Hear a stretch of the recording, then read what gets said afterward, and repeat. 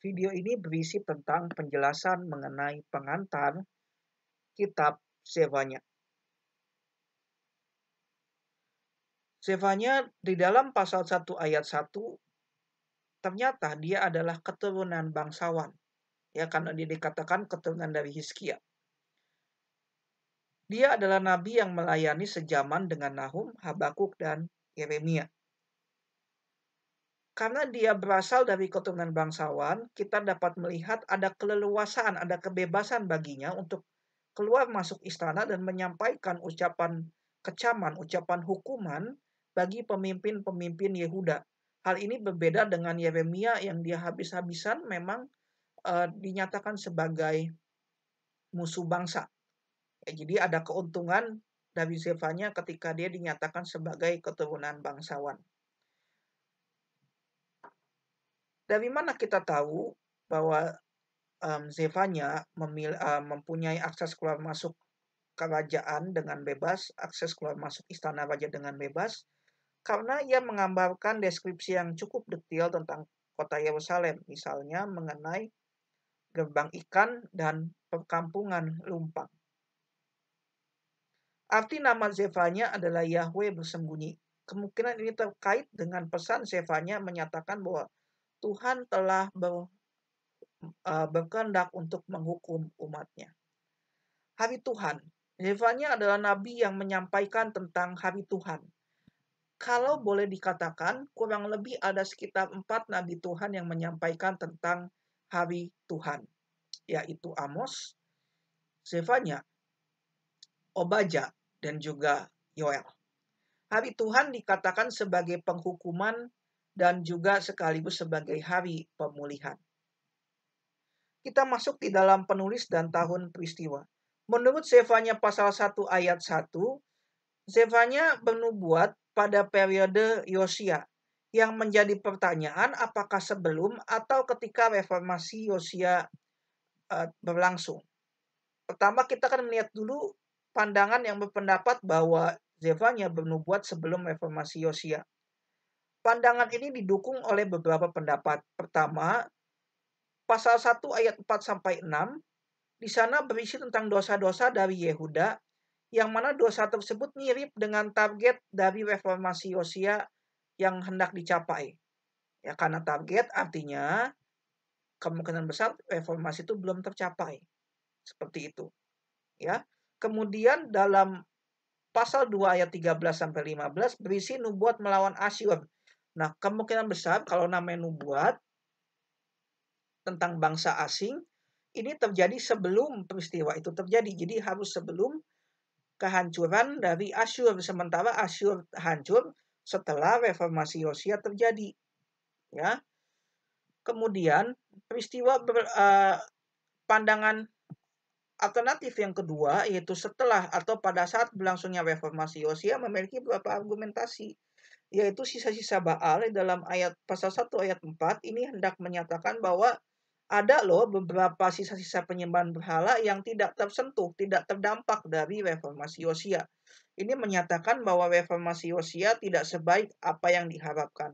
Memang dari dua pandangan ini nampaknya lebih masuk akal kalau dimasukkan di dalam sebelum reformasi Yosia, sekalipun kita tetap tidak boleh meremehkan pandangan yang alternatif ini, ya.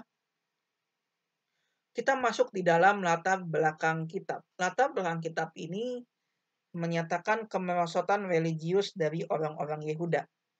Ya, kemerosotan religius ini disebabkan akibat dosa Manasye yang membawa penyembahan kepada Molok yang dicampur dengan penyembahan kepada Tuhan. Ia dikatakan sebagai raja yang kejam, dia dikatakan sebagai raja yang mengorbankan anaknya kepada dewa-dewa, ya.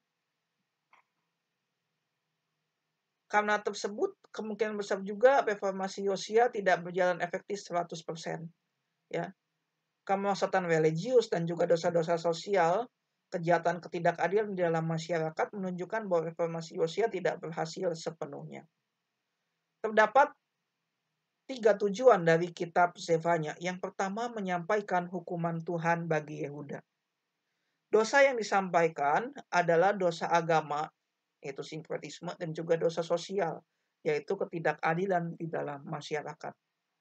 Respon yang dituntut oleh Tuhan yaitu bahwa orang-orang Yehuda diperintahkan untuk merendahkan diri dan mencari Tuhan.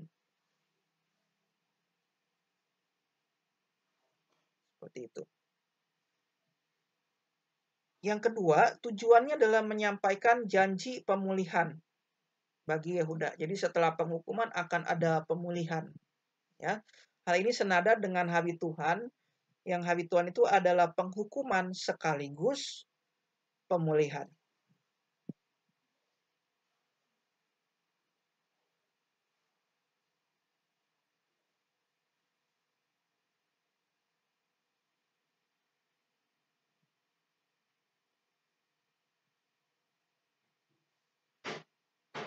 Ya, dikatakan di sini bahwa sebagai pemulih Tuhan adalah raja dan penyelamat atas Yehuda. Kemudian tujuan yang ketiga adalah menyampaikan makna universal atas hukuman bagi Yehuda. Hukuman bagi Yehuda selain untuk sebagai akibat dari dosa mereka, ternyata ada tujuan lainnya, ada makna lainnya. Itu sebagai percontohan bagi hukuman atas bangsa lain. Maka di dalam kitab Habakuk yang telah disampaikan sebelumnya bahwa Yehuda harus dihukum pertama kali. Umat Tuhan dihukum pertama kali sebelum bangsa-bangsa mengalami penghukuman.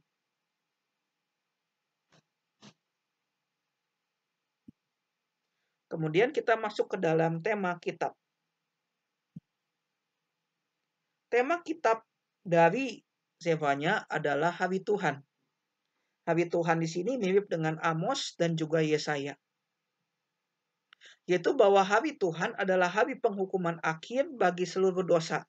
Di mana ketika Tuhan menghukum dosa, maka dikatakan bahwa Tuhan menyatakan kemuliaannya. Ya. Namun Zefanya hendak menyatakan bahwa hari Tuhan di sini belum bersifat final. Kejahatan masih tetap ada. Ya. Maka daripada itu akan ada hari final nanti ketika Tuhan menghukum. Dan setelah Tuhan menghukum, maka Tuhan akan membela orang-orang yang benar. Itu khususnya mereka yang teraniaya. Pemulihan ini akan berlangsung setelah penghukuman. Karena itu hari Tuhan harus ditakuti. Karena hari Tuhan akan didahului oleh penghukuman. Dan mereka yang akan menikmati pembelaan pemulihan dari Tuhan adalah kaum sisa. Mereka dipandang sebagai orang-orang yang bertahan dari pemurnian dan sebagai orang-orang yang melanjutkan dari umat Allah itu sendiri. Di sini ada pembalikan keadaan antara penguasa dan juga orang-orang yang tertindas. Jadi tadinya orang-orang tertindas mengalami kemalangan, kini penguasa-penguasa yang lalim, yang jahat yang akan mengalami penghukuman. Kemudian pada hari pemulihan yang final, akan terjadi pemulihan secara teologis dan juga politis. Akan ada kerajaan Israel di atas kepemimpinan keturunan Daud yang akan memerintah, yang akan berjaya. Bagi kita di dalam kacamata PB ini akan tergenapi di dalam masa pemerintahan dari Mesias itu sendiri, yaitu Tuhan Yesus Kristus. Ini adalah garis besar dari kitab Zefanya. Dengan demikian berakhirlah video introduksi mengenai kitab Zefanya.